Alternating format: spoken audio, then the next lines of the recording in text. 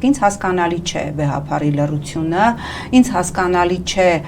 նաև Արամ կաթողիկոսի այս սիրատոչոր մղումը դեպի Նիկոլ, դեպի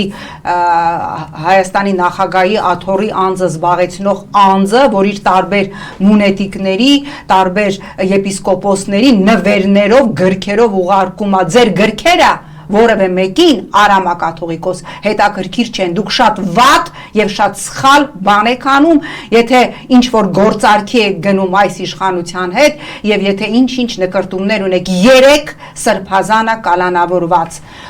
Մայրաթորի հոգևոր խորհրդի 3 անդամը կալանավորված պատմության մեջ աննախադեպ բան է տեղի ունեցել, դուք ձեր գրած գիրքը դնում եք ձեր եպիսկոպոսի թևի տակ, ուղարկում եք, որ նվիրեն Նիկոլին եւ մի հատ էլ ասում եք, ես աղոթելու եմ ձեր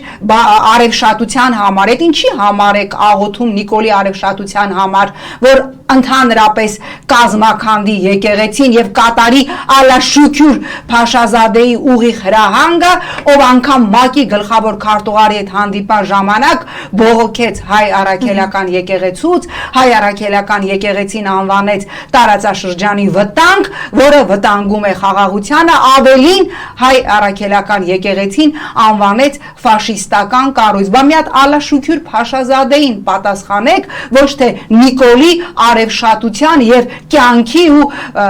բարգավաճման համար աղոթեք։ Սա Արամ առաջի կաթողիկոս ազնիվ չէ, ինչպես անհասկանալի է ինձ համար վեհափարի լռությունը եւ անընդհատ ինչ որ տպավորություն է, թե